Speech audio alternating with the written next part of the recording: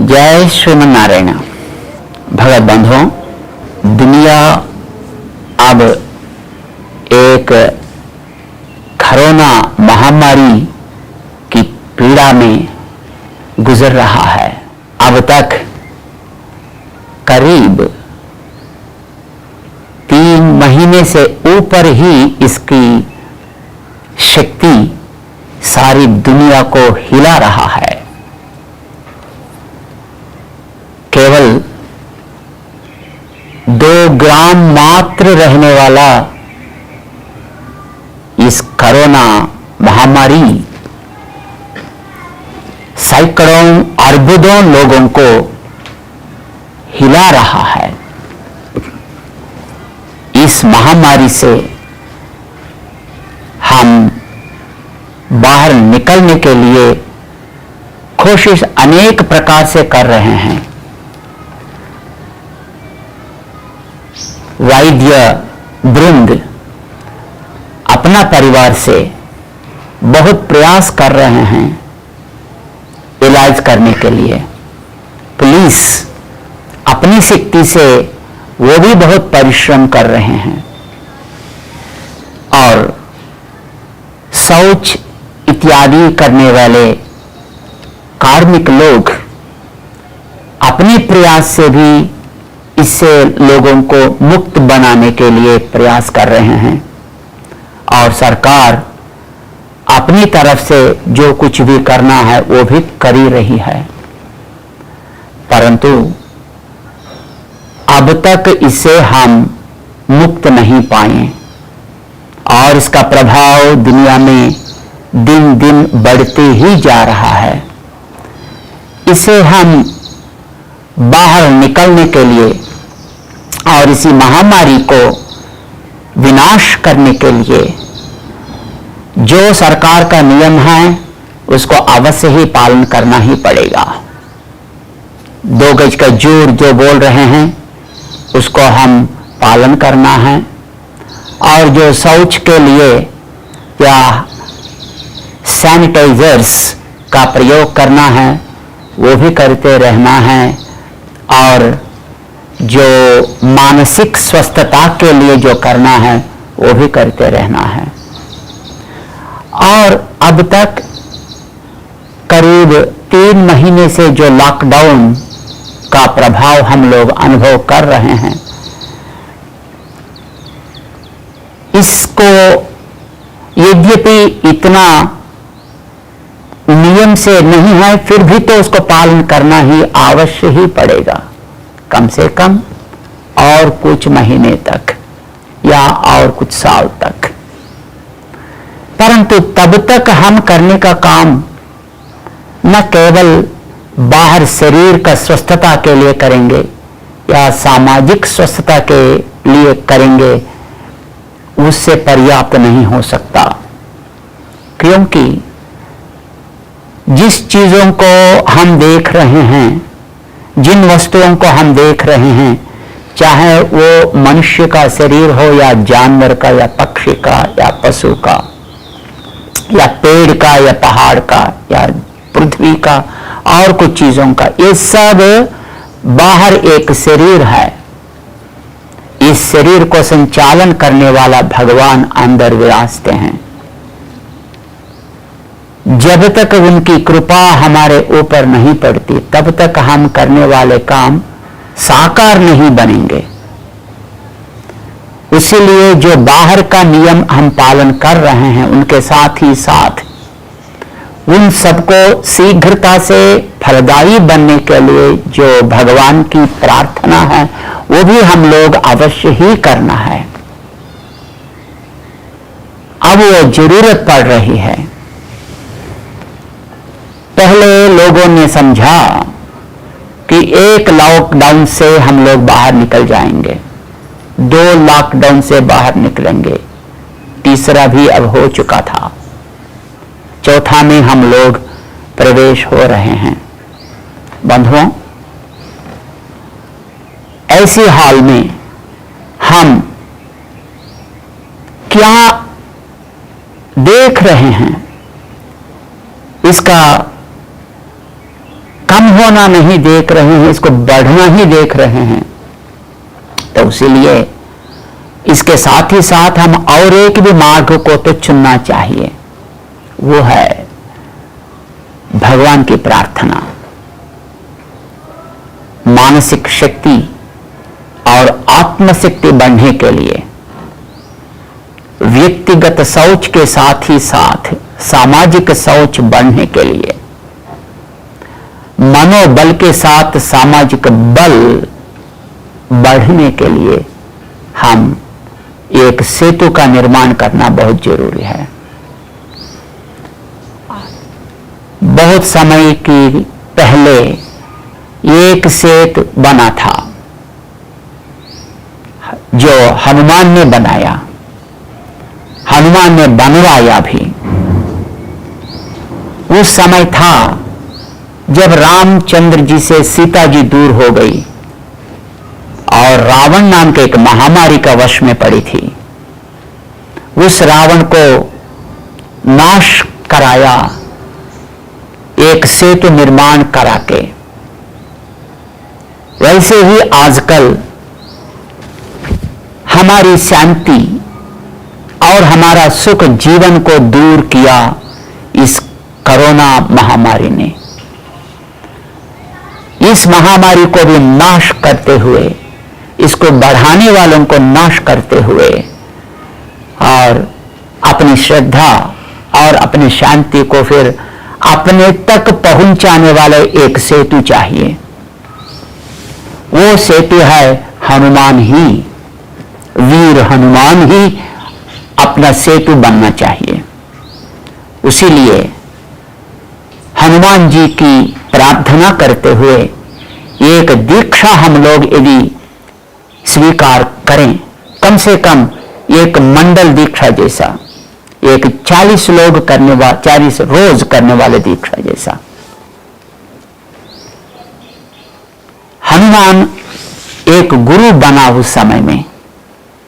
सीता नामक एक को राम नामक एक के पास पहुंचाने के लिए वो सेतु बनकर बीच में एक गुरु जैसा अपनी भूमिका को उन्होंने निभाया।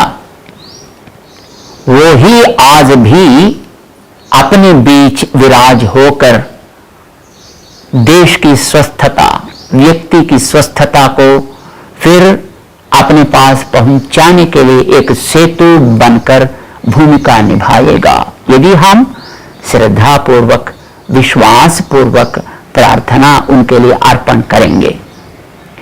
कोई भी एक प्रार्थना सफल बनने के लिए वैद्य लोग बोलते हैं एक 40 दिन का समय जरूरत है, जिसको बोलेंगे वे मंडल दीक्षा बोलते हैं।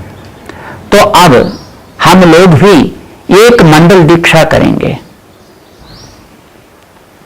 गुरुओं के लिए, गुरु प्रार्थना के लिए, गुरु कृपा पाने के लिए एक समय, एक साल में निश्चित करके दिखाए हमारे ऋषियों ने। तो वो ही समय है गुरु पूर्णिमा, जो वेद व्यास भगवान का प्राकट्य दिन बोलते हैं। जिस दिन सभी लोग अपने अपने गुरुओं को, अपने अपने आचार्यों को, अपने अपने मेंटर्स को वो श्रद्धापूर्वक अपनी भक्ति को दिखाते हैं, पूजन करते हैं, मंत्र पढ़ते हैं और उनकी आराधना करते हैं।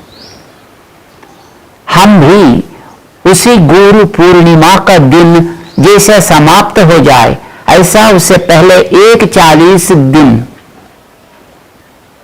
एक दीक्षा स्वीकार करके वही हनुमान की प्रार्थना करेंगे।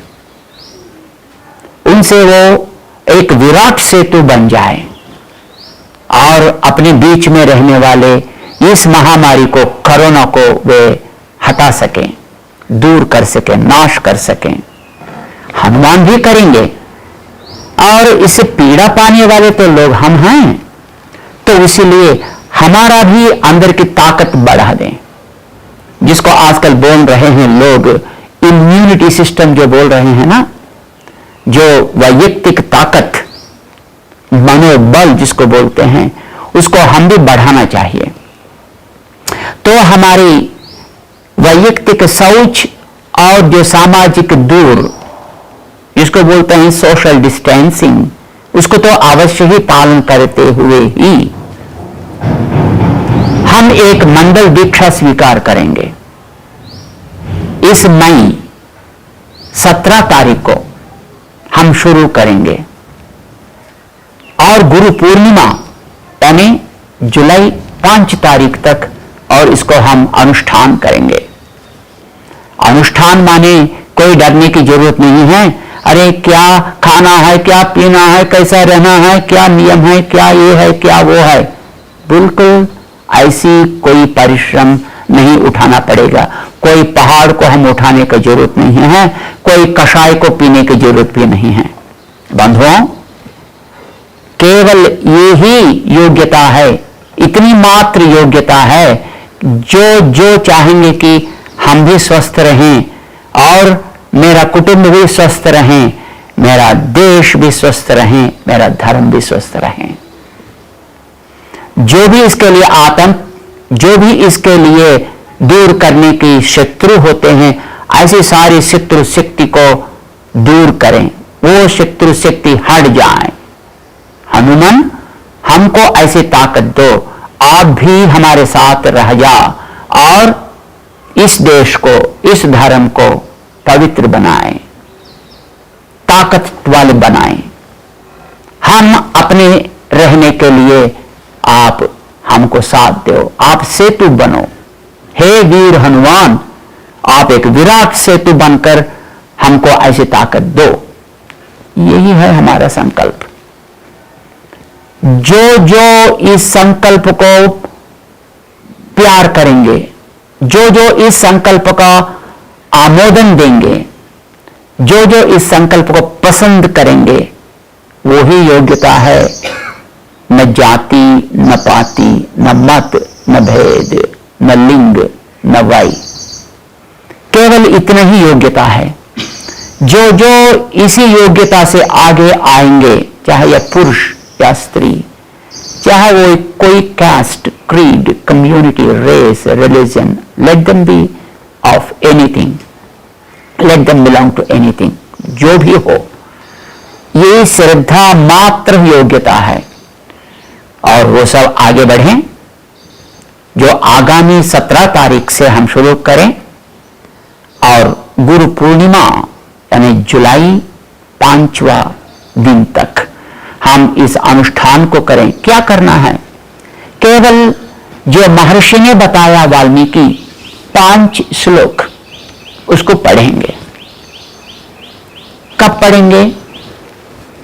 बराबर प्रातः 6:30 समय तक पढ़ेंगे। हम तब तक नहीं उठ सकेंगे, कोई बात नहीं है। 1 मिनट पहले अलार्म रखो, जागो और पढ़ो, तुरंत सो जाओ। हम स्नान नहीं कर सकेंगे तब तक, कोई बात नहीं।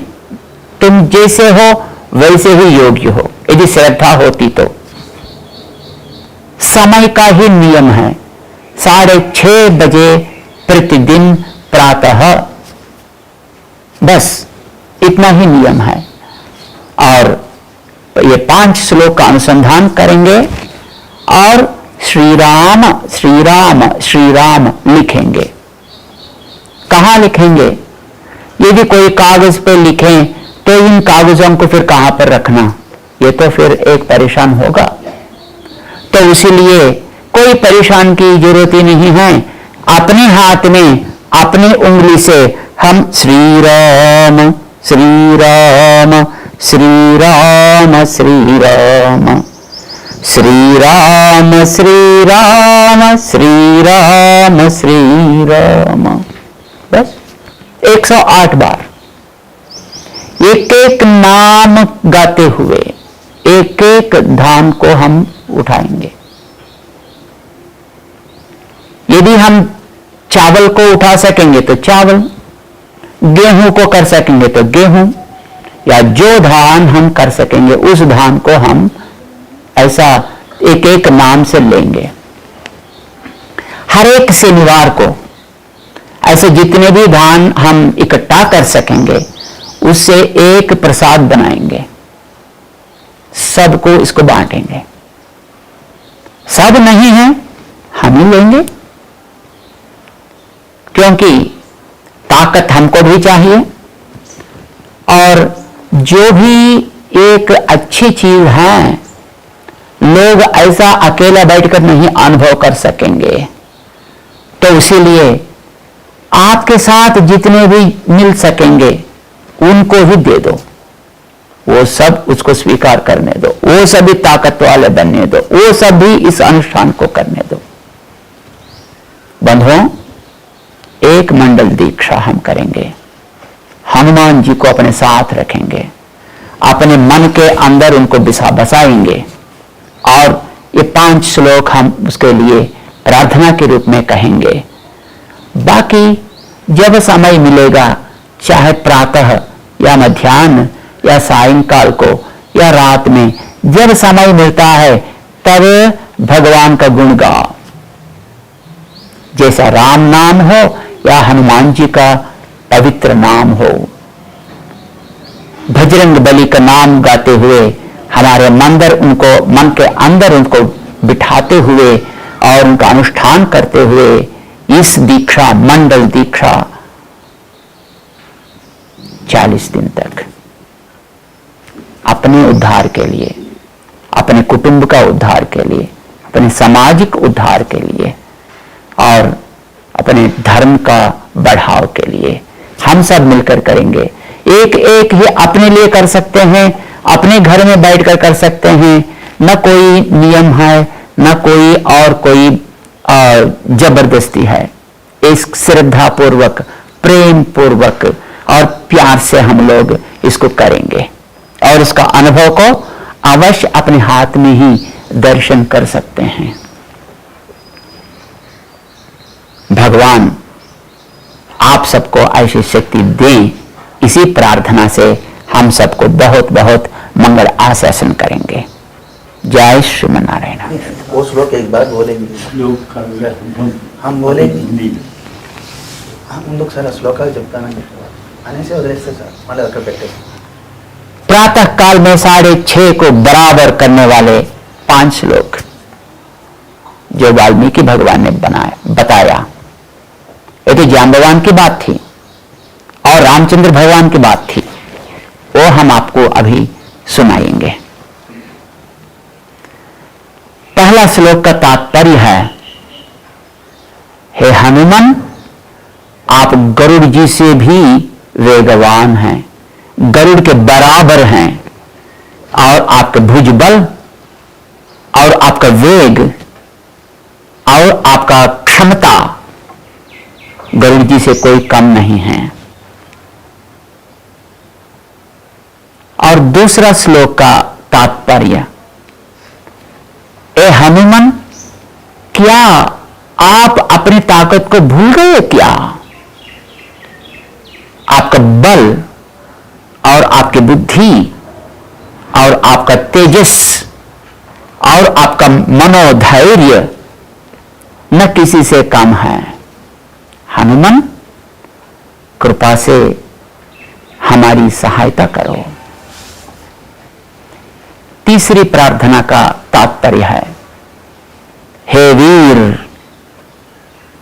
हे केसरी नंदन, हे मारुति, जो जो आपकी प्रार्थना की है, जो आपका शरण में पड़े हैं, उन सबका शोक को आपने कई बार दूर किया, ये हम जानते हैं। हनुमान, हमारा भी शोक को दूर करो।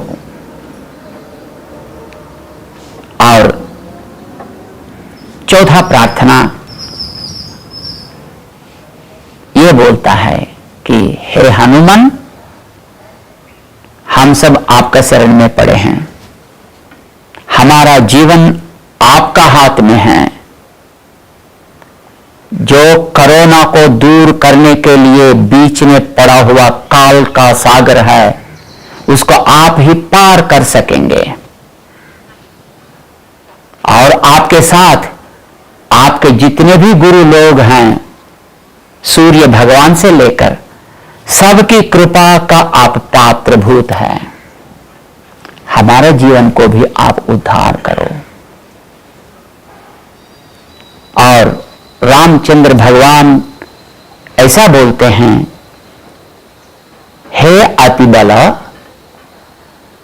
मैं भी तुम्हारा बल को विश्वास करता हूं। मैंने अनुभव किया जब आप मेरे और मेरे भैया को भी आपने भुज में लेकर सुग्रीव तक पहुंचाया, और तुम्हारा विक्रम अल्प नहीं है। हे पवन सुत,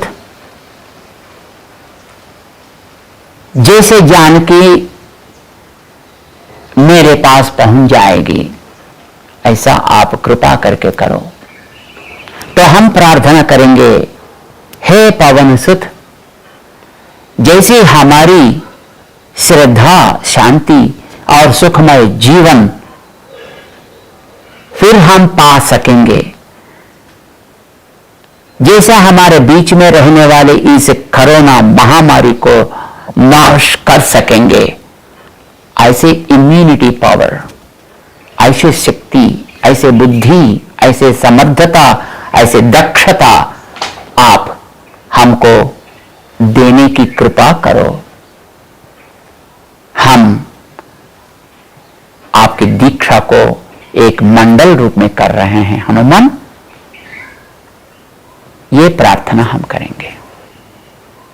बोल पवन सुत हनुमान की जय। ओम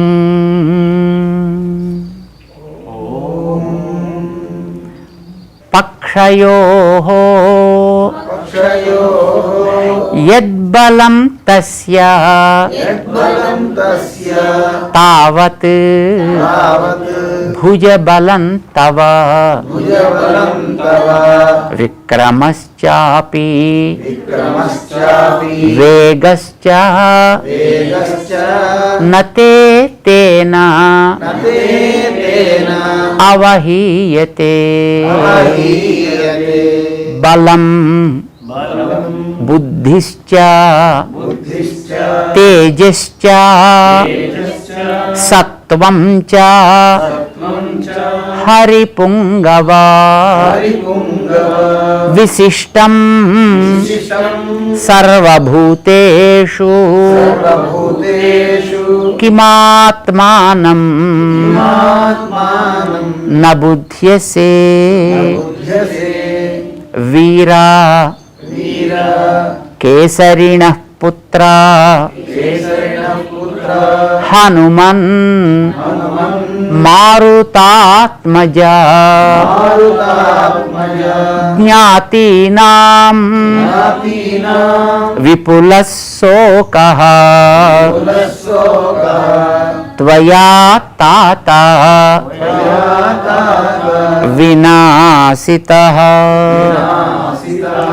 गुरूणां च प्रसादेन प्लवस्वत्वं महार्णवम् त्वद्गतानि च सर्वेषां जीवितानि वनौकसाम्। अतिबला बलम् आश्रितस्तवाहं हरिवरा विक्रमा विक्रमैरनल्पैः पवनसुता यथाभिगम्यते सा जनकसुता हनुमन् तथा कुरुष्व। भगवद्भागवत आचार्य कैंकर्य रूपेण एवं गुणा विशेषण विशिष्टायाम अस्याम शुभतिथौ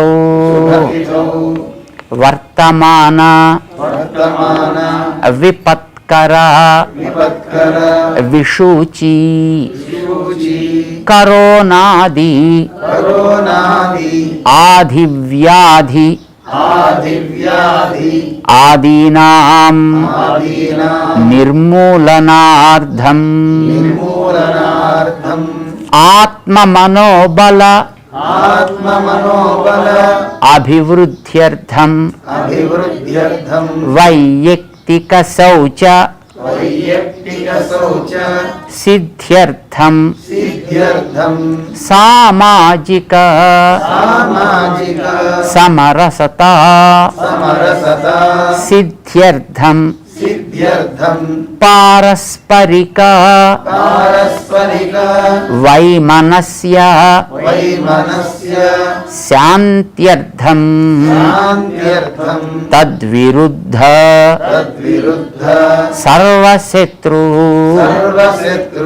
निवारणार्थं च वीर हनुमत विराट सेतु मंडल दीक्षाम अद्य करिष्ये।